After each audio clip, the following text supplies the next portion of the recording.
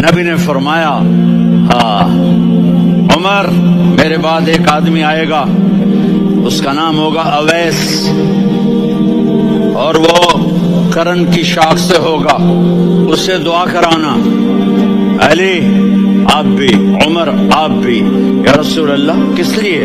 کہ اس نے ماں کی ایسی خدمت کی ہے کہ جب ہاتھ اٹھاتا ہے اللہ اس کے ہاتھ خالی نہیں لوٹاتا۔ حضرت عمر رضی اللہ تعالی عنہ نے حج کے موسم پر سارے حاجی کھڑے کر لیے، کہا بھائی یمن والے کھڑے رہو، باقی بیٹھ جاؤ۔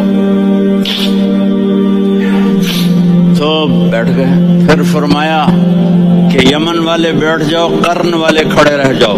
تو ایک آدمی کھڑا رہا، کہ تم قرنی ہو؟ کہ جی ہاں۔ اویس کو جانتے ہو؟ جی میرے بھائی کا بیٹا ہے، لیکن تھوڑا پاگل سا ہے، آپ کیوں پوچھ رہے ہیں؟ حضرت عمر نے فرمایا وہ نہیں، تو پاگل ہے۔ کدھر ہے؟ کہ یہ اونٹ چرانے گیا ہے ادھر عرفات کی طرف۔ تو آپ نے حضرت علی کو ساتھ لیا اور دوڑ لگائی سواری پر۔ دیکھا تو اویس کرنی ایک کیکر کے نیچے نماز پڑھ رہے تھے اور اونٹ چر رہے تھے۔ تو جب انہوں نے دیکھا کہ دو آدمی آ کے بیٹھ گئے تو انہوں نے نماز شارٹ کٹ کر دی۔ تو حضرت عمر نے پوچھا کون ہو بھائی؟ کہا جی میں مزدور ہوں۔ کہا تیرا نام کیا ہے؟ کہا جی اللہ کا بندہ۔ ارے بھائی تیری ماں نے تیرا نام کیا رکھا ہے؟ اس نے تو نہ حضرت عمر کو دیکھا تھا نہ علی کو۔ وہ کہنے لگا بھائی تم کون لوگ ہو میرا انٹرویو کرنے والے؟ یہ تو میں اپنی زبان میں کہہ رہا ہوں۔ تو حضرت علی بولے کہ بھائی یہ ہیں امیر المومنین عمر بن خطاب اور میں ہوں علی بن ابی طالب۔ تو وہ ایسے کانپنے لگے، میں معافی چاہتا ہوں، میں پہلی دفعہ آیا ہوں، میں نے آپ کو دیکھا نہیں، فرمائیے آپ۔ حضرت عمر نے کہا ہاتھ اٹھا ہمارے لیے دعا کر۔ تو وہ رونے لگے۔